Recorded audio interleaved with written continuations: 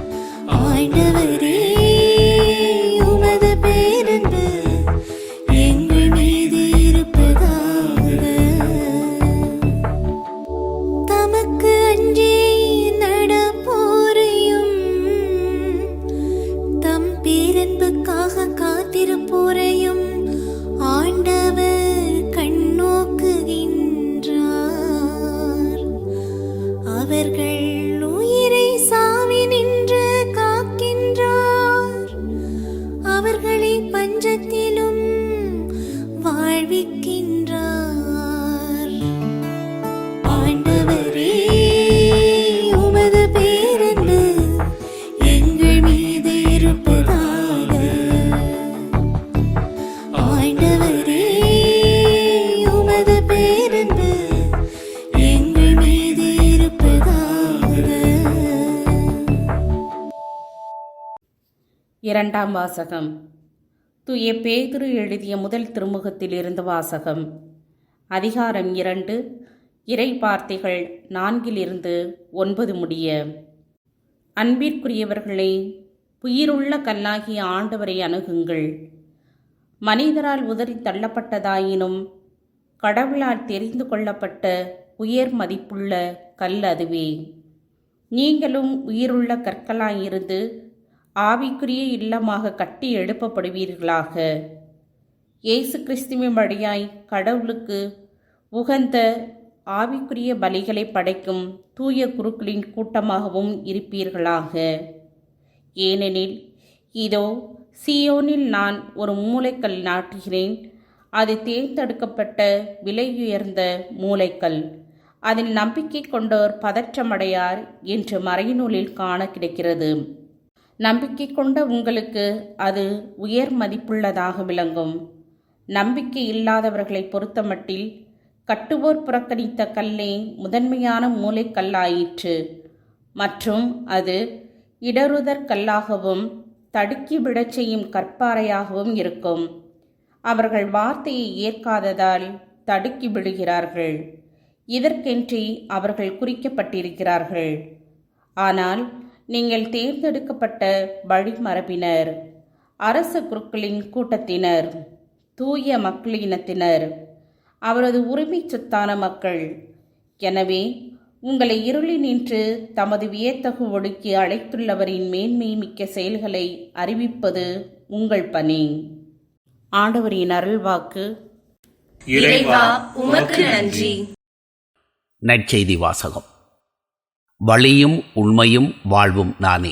யோவான் எழுதிய தூய நற்செய்தியிலிருந்து வாசகம். அதிகாரம் 14, வசனங்கள் 1-12 வரை. அக்காலத்தில் இயேசு தம் சீடரை நோக்கி கூறியது: நீங்கள் உள்ளம் கலங்க வேண்டாம். கடவுளிடம் நம்பிக்கை கொள்ளுங்கள், என்னிடமும் நம்பிக்கை கொள்ளுங்கள். என் தந்தை வாழும் இடத்தில் உறவிடங்கள் பல உள்ளன. அப்படி இல்லையெனில் உங்களுக்கு இடம் ஏற்பாடு செய்யப் போகிறேன் என்று சொல்லியிருப்பேனா? நான் போய் உங்களுக்கு இடம் ஏற்பாடு செய்த பின் திரும்பி வந்து உங்களை என்னிடம் அழைத்துக் கொள்வேன். அப்போது நான் இருக்கும் இடத்திலேயே நீங்களும் இருப்பீர்கள். நான் போகும் இடத்துக்கு வழி உங்களுக்கு தெரியும் என்றார்.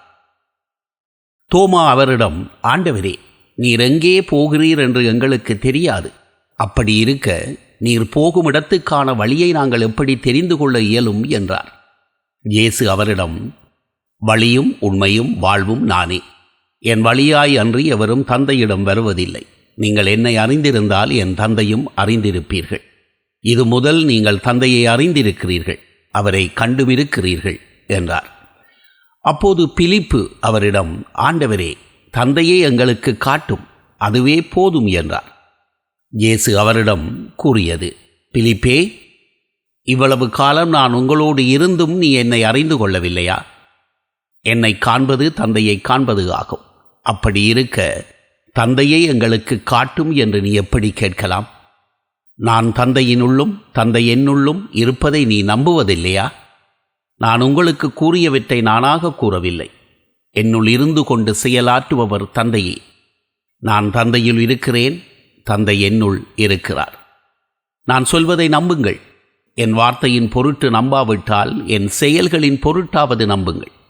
நான் செய்யும் செயல்களை என்னிடம் நம்பிக்கை கொள்பவரும் செய்வார். ஏன், அவற்றை விட பெரியவற்றையும் செய்வார். ஏனெனில் நான் தந்தையிடம் போகிறேன் என உறுதியாக உங்களுக்கு சொல்லுகிறேன். ஆண்டவரின் அருள்வாக்கு.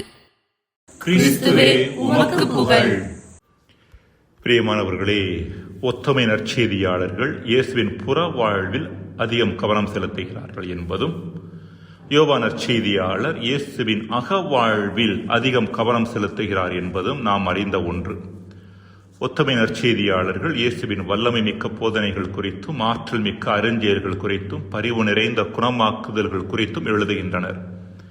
இத்தகைய செழுமையான புறவாழ்விற்கான காரணமாக இருந்தது இயேசுவின் வளமையான அகவாழ்வு என்பதை யோவான் நற்செய்தியாளர் சுட்டிக்காட்டுகின்றார். மரத்தின் செழுமை வேரின் வீச்சை பொறுத்தது, கட்டிடத்தின் உறுதி அடித்தளத்தின் ஆழத்தை பொறுத்தது, புறவாழ்வின் செழுமை அகவாழ்வின் வளமையை பொறுத்தது. இன்றைய நற்செய்தியில் கூட இயேசுவின் அகவாழ்வை பற்றி யோவான் எழுதுவதை நாம் வாசிக்கின்றோம். தந்தைக்கும் தனக்கும் உள்ள நெருக்கமான உறவு குறித்து இயேசு பேசுகின்றார். தந்தையிடம் செல்பவர்களுக்கு தான் வழியாக இருப்பதாக சொன்ன இயேசு இன்னும் ஒருபடி மேலே போய் தன்னை தந்தைக்கு, அதாவது கடவுளுக்கு இணையாக்கினார். என்னை காண்பது தந்தையை காண்பது ஆகும் என்று கூறினார். அன்பிற்குரியவர்களே, யூதர்களை பொறுத்த அளவில் ஒரு சில செயல்பாடுகள் கடவுளுக்கு மட்டும் சொந்தமானவை. அச்செயல்பாடுகளை கடவுளை தவிர வேறு யாரும் செய்ய முடியாது. இவ்வாறு கடவுளுக்கு என்று ஒதுக்கப்பட்ட செயல்பாடுகளை தானும் செய்ய முடியும் என்று சொன்னவர் இயேசு கிறிஸ்து. கடவுள் மட்டுமே மனித குலத்திற்கு தீர்ப்பிட முடியும் என்பது யூதர்களின் நம்பிக்கை. இயேசுவோ தீர்ப்பளிக்கக்கூடிய அதிகாரம் தனக்கும் உண்டு என்று சொன்னார். யோவான் 5:22. கடவுள் மட்டுமே பாவங்களை மன்னிக்க முடியும் என்பது யூதர்களுடைய நிலைப்பாடு. இயேசுவோ பாவங்களை மன்னிக்கின்ற அதிகாரம் தனக்கும் உண்டு என்றார். மார்க்கு 2:5 முதல் 12 வரை உள்ள வசனங்கள்.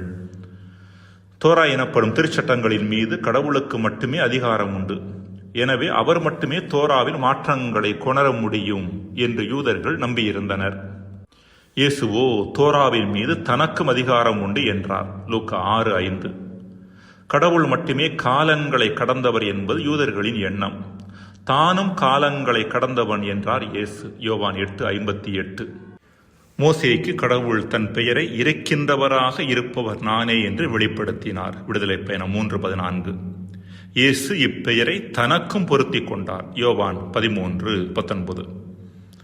இரண்டாம் வாசகத்தில் புனித பேதுரு கடவுளுக்கு மட்டும் பழைய ஏற்பாட்டில் கொடுக்கப்பட்ட ஒரு உருவகத்தை இயேசுவுக்கு பொருத்தி சொல்லுகின்றார். பழைய ஏற்பாட்டில் ஆண்டவர் என் கற்பாறை என்றும் திருப்பாடல் 18:2, விலை உயர்ந்த மூலைக்கல் என்றும் எசாயா 28:16 வாசிக்கின்றோம். அதாவது கடவுள் அனைத்தின் ஆதாரமாக இருக்கின்றார் என்பது இதன் கருத்து. இக்கருத்தை புனித பேதுரு இயேசுவுக்கு பொருத்துகின்றார். இந்த கல்லில் நம்பிக்கை கொண்டு தங்களது வாழ்வின் அடித்தளத்தை அமைத்துக் கொள்ளுவோர் பதற்றமடையார் என்றும், அவ்வாறு செய்யாதோர் தடுக்கி விழுவர் என்றும் பேதுரு குறிப்பிடுகின்றார்.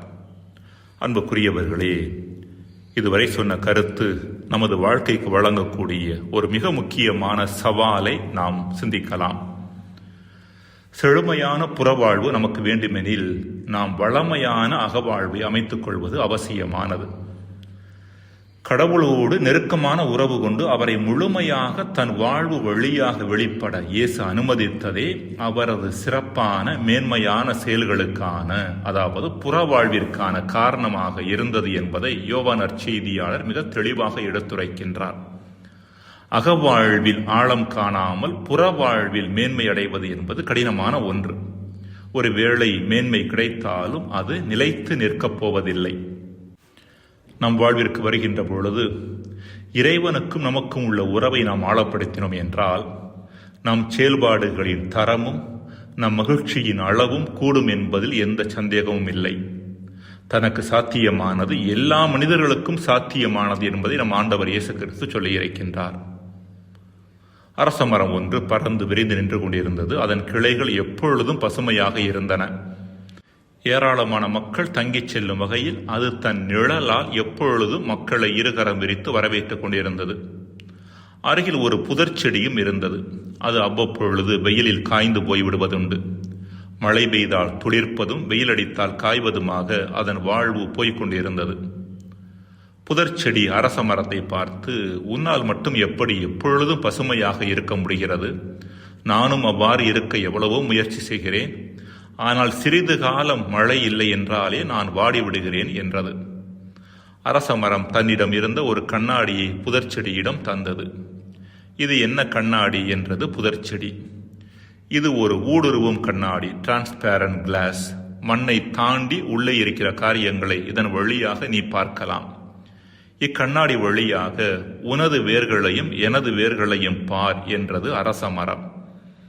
அவ்வாறு பார்த்த புதர்ச்செடி, என் வேர்கள் 5 அடி தூரம் கூட போகவில்லை. உன் வேர்கள் எதுவரை செல்கின்றன என்பதை கணிப்பது எனக்கு மிகவும் கடினமாக இருக்கின்றது. பூமியின் ஆழத்திற்குள் அல்லவா உன் வேர்கள் பாய்கின்றன என்று சொன்னது. அப்பொழுது அரச மரம், இப்பொழுது புரிகிறதல்லவா உனக்கும் எனக்குமான வித்தியாசம். உன் வேர்கள் மேலோட்டமானவை. பூமி கொஞ்சம் காய்ந்தாலே ஈரப்பதம் உறிஞ்சப்பட்டு விடுகிறது. எனவே நீர்ச்சத்து இல்லாமல் நீ இறந்து போய் விடுகிறாய். நானோ ஆழமாக என் வேர்களை பாய்ச்சுவதால் வருடம் முழுவதும் எனக்கு நீரும் சத்தும் கிடைத்து கொண்டே இருக்கின்றன என்று சொன்னதாம். மன்றாடுவோமாக. இறைவா, உம்மோடு உள்ள உறவில் செழித்தோங்கி எம் வாழ்வை வளமைமிக்க ஒன்றாக மாற்றிக்கொள்ள எங்களுக்கு வரம் தருவீராக. ஆமென். நீங்கள் உள்ளம் கலங்க வேண்டாம். கடவுளிடம் நம்பிக்கை கொள்ளுங்கள், என்னிடமும் நம்பிக்கை கொள்ளுங்கள்.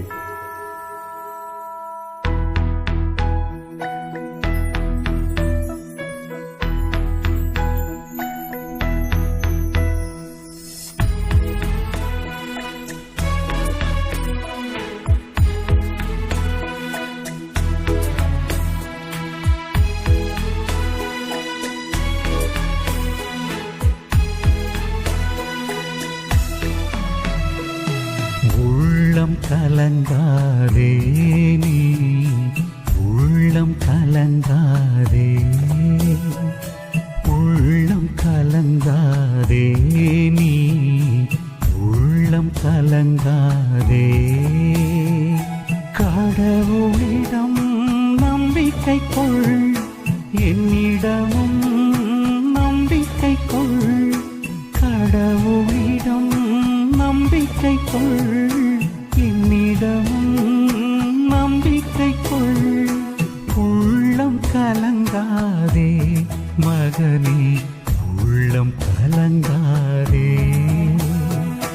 உள்ளம் கலங்காதே மகளே, உள்ளம் கலங்காதே.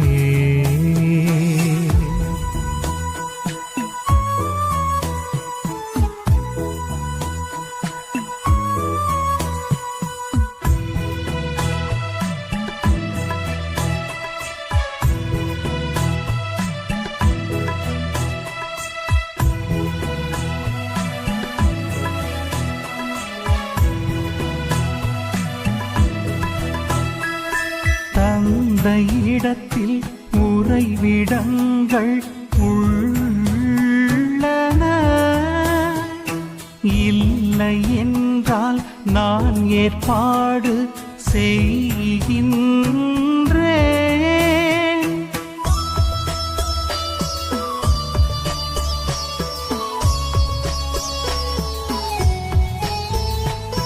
தந்தையிடத்தில் உறைவிடங்கள் உள்ளன, இல்லை என்றால் நான் ஏற்பாடு செய்கின்றேன். திரும்பி வந்து உங்களை என்னிடம் அழைத்துச் செல்வேன், நான் அழைத்துச் செல்வேன்.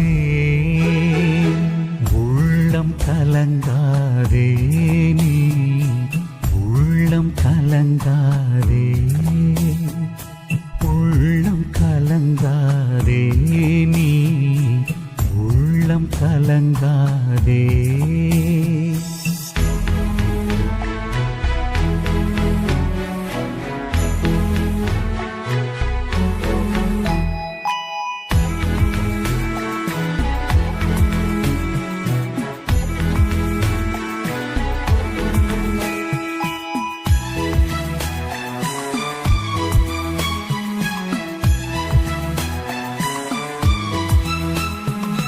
வழியும் உண்மையும் வாழ்வும் நானே என்றேன். என் வழியாய் அன்றி எவரும் தந்தையிடம் வருவதில்லை.